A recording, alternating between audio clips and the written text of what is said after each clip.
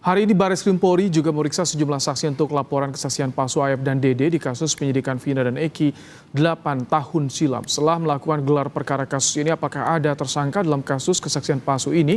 Dan di tengah sidang PK yang bergulir, jika benar terbukti ada pelanggaran dalam penyidikan kasus Vina dan Eki, bisakah jadi bukti baru dalam kasus ini? Kita akan bahas, saudara, bersama dengan sejumlah narasumber. Ada Jutek Bongso, pengacara terpidana kasus Vina yang juga pelapor. Ada juga Bu Elsa Syarif, pengacara terlapor kasus kesaksian palsu AF, dan praktisi hukum Saur Siagian. Selamat sore, Bang Saur, Bu Elsa, Bang Jutek. Sore, Mas Bayu. Selamat sore. Oke, Bang Jutek, bagaimana pemeriksaan di Baris Krim hari ini? Apakah juga Dede diperiksa hari ini? Bagaimana hasilnya? Ya baik Mas, betul ada pemeriksaan di Baris Krim. Kami pun saat ini masih ada di Baris Krim Mabes Polri terkait dengan laporan kami terhadap Dede dan Aep. Adapun pemeriksaan kali ini, sesudah gelar pertama hari ini ada beberapa saksi lah yang diperiksa. Ya itu yang kami hadirkan. Juga kami dari pelapor juga diperiksa terkait dengan laporan dan bukti-bukti yang kami sampaikan. Hanya itu Mas, saya kira kalau untuk sampai penetapan tersangka yang lain belum ya, karena masih dalam tahap lidik, demikian. Ini Dede dengan para terpidana yang diperiksa dikonfrontasi tidak, Bang Jutek? Itu penyidik ya, bukan kewenangan kami. Kalau kami kan hanya menghadirkan para saksi yang masih tidak ditahan ya, atau di luar lapas. Kalau yang di lapas kan tentu penyidik punya prosedur sendiri. Pasti kami rasa pasti akan diperiksa, ya. Karena kami melapor itu kan atas nama terpidana, pasti mereka akan diperiksa, gitu. Oke, Bu Elsa, sudah gelar pemeriksaan juga, pelapor diperiksa, saat ini terlapor juga diperiksa. Bagaimana tanggapan Anda soal kasus dugaan kesaksian palsu? Ada pengakuan kemarin kan, Bu Elsa? Ya, ini terserah aja nanti bagaimana prosesnya di penyidikan di Bareskrim ya. Dan ini kan masih lidik, dan kami juga sudah melaporkan Dede, Lingga Akbar, dan juga yang politikus itu di Polda Jabar. Yang melaporkan adalah Ibtu Rudiana, dan kemudian akun-akun dari politikus juga sudah kami laporkan di Polda Metro Jaya. Jadi ya kita sama-sama proses nanti bagaimana. Kita lihat aja, karena ini kan masih tingkat awal ya. Tentunya kalau untuk menjadi novum ya mestinya sampai ada putusan yang mempunyai kekuatan hukum tetap, baru bagaimana hasil dari pengujian dari keterangan-keterangan tersebut. Sudah ada informasi AF akan dipanggil di Baris Krim tidak, Bu Elsa? Belum ada, karena masih lidik, masih diperiksa-periksa. Kan Pak Jutek yang tahu baru udah lengkap atau enggak dari tim laporannya itu, kesaksiannya sudah selesai atau belum. Bang Saur, ada proses hukum di Baris Krim, sidang PK Saka Tatal, tadi juga laporan di Polda Jawa Barat. Bagaimana Anda melihat nanti bisa ada korelasi tidak dalam kasus ini? Paralel tidak nanti hasilnya? Menurut saya ini kan menjadi holistik ya. Kalau kemarin itu kita dengar Dede memberikan kesaksian di depan kuasa hukumnya, dan sekarang ini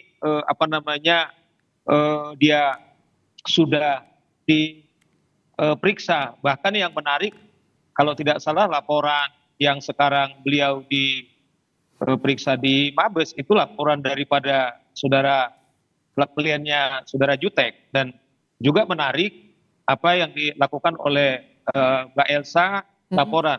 Namun kalau kita mengamati di pengadilan, menurut saya dari kesaksian tadi saudara Lingga Akbar, kemudian juga kuasa hukum daripada 5 terpidana sebelumnya, dan terakhir juga bagaimana penyiksaan yang dilakukan oleh penyidik kepada termasuk yang pemohon PK saudara Saka Tatal, semakin terang benderang bagaimana kasus ini sesungguhnya dari awal memang sangat penuh kejanggalan, bahkan saya dari awal mulai 1,5 bulan yang lalu ketika saudara Peggy Setiawan kemudian ditetapkan oleh Ditkrimum Polda Jawa Barat mengkat 3 DPO, kemudian hanya 1 DPO, dan kemudian itu juga di-counter oleh jaksa penuntut umum dalam PK. Di sini membuktikan bagaimana amburadulnya, bagaimana analisis saya mengatakan bahwa semua ini adalah terdakwa ini fiktif, menurut saya semakin terbuka. Nah, ini kami maksudnya, juga, Bang Saur, sorry saya potong, terang benderang maksudnya ada indikasi rekayasa di kasus ini dalam konstruksi awalnya atau bagaimana Anda membacanya? kalau kita lihat kesaksian tadi Liga Akbar kan memang dia dipanggil oleh saudara ayahnya Eki, kemudian dikondisikan. Setelah dia dikondisikan 1 jam dia muter-muter. Setelah itu kemudian dia diarahkan oleh penyidik supaya yang tadinya hanya mengkonfirmasi soal pakaian digunakan oleh saudara Eki, tetapi ternyata kemudian dilakukan pemeriksaan yang ternyata dia sendiri tidak melihat. Sehingga hari ini dalam sidang PK kemudian itu dicabut. Itu menurut saya bahwa tidak lagi itu hanya dalam proses yang kita dengarkan diskursus di publik, tetapi sudah mengena langsung ke jantung, bahwa saya selalu mengatakan bahwa untuk membersihkan kepolisian, saya mengatakan mereka justru berterima kasih dengan PK ini dan juga melakukan penyidikan apa yang sekarang di Mabes Polri. Gitu loh Mas Baim. Bu Elsa, tanggapannya, tadi Bang Saur bilang sudah semakin terang benderang berdasarkan dari PK tadi, kesaksian Liga Akbar juga, Bu Elsa. Ya, tentu hal ini bertentangan dengan keterangan-keterangan dari klien saya ya. Yang jelas Dede itu bersama-sama dengan Aep, dan kita mengetahui keterangan itu bahwa bagaimana pihak-pihak yang berusaha menekan dari klien saya yaitu Aep untuk Aep Rusdiansah supaya dia mengikuti jejak Dede dan Liga Akbar, karena dia tidak bersedia, karena ini hal yang benar-benar yang dia alami dan dia saksikan. Dan apa akibatnya? Bapaknya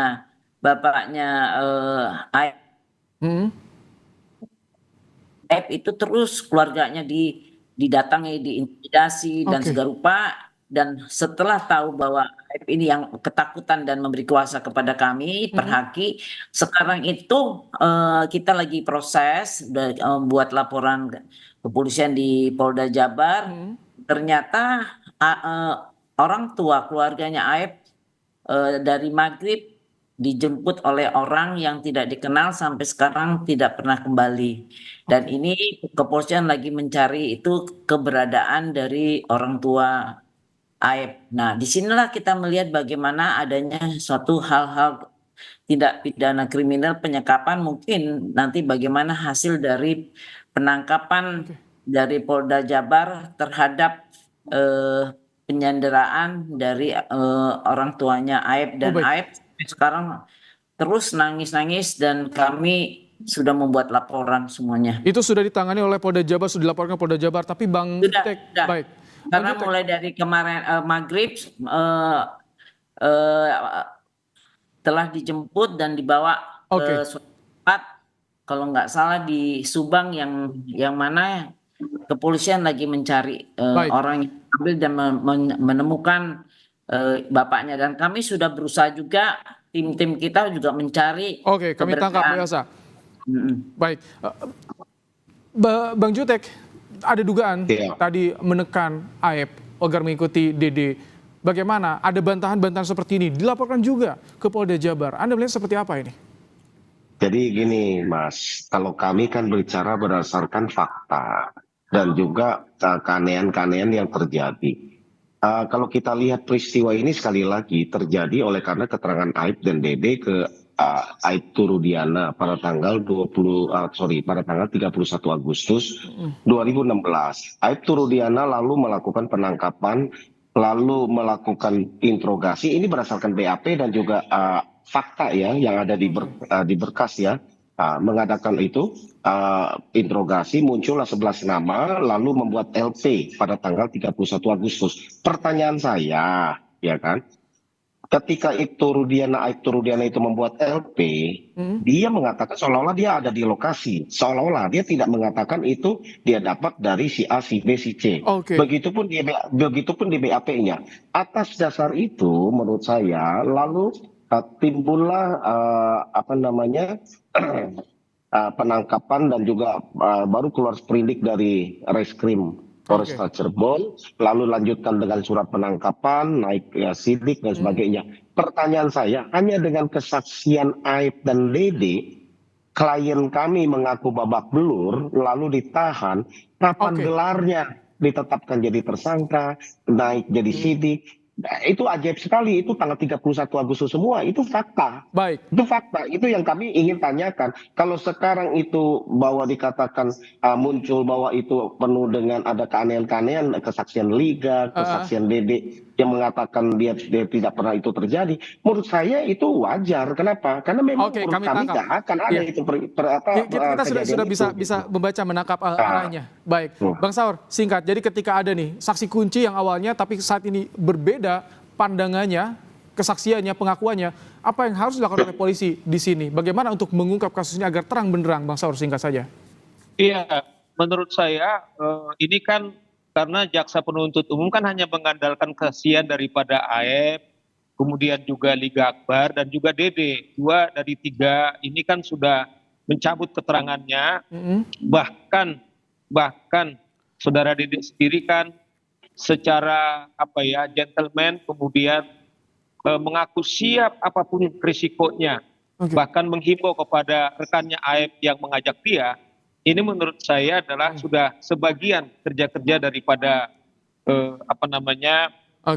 membongkar peristiwa ini sudah baik. Nah, kita dorong sesungguhnya juga Kabareskrim untuk maksimal, tetapi juga di sisi lain penyidik-penyidik ini yang kita dengar tadi kesaksiannya yang melakukan penganiayaan karena mereka inilah salah satu juga faktor rusaknya penegakan hukum, itu harus juga holistik. Mereka ini harus juga ditindak supaya jangan kita kemudian masyarakat ini korban karena apa? Ketika polisi menyidik, dia wajib melindungi, mengayomi dan melayani masyarakat kasus apapun. Kami tangkap sudah dapat poinnya. Kita tunggu bagaimana perkembangan penyidikannya. Ada 3 proses hukum yang tengah berjalan. Terima kasih Bang Saur untuk pandangan Anda, Bu Elsa, Bang Jutek juga terima kasih telah bergabung di program Kompas Petang sore hari ini.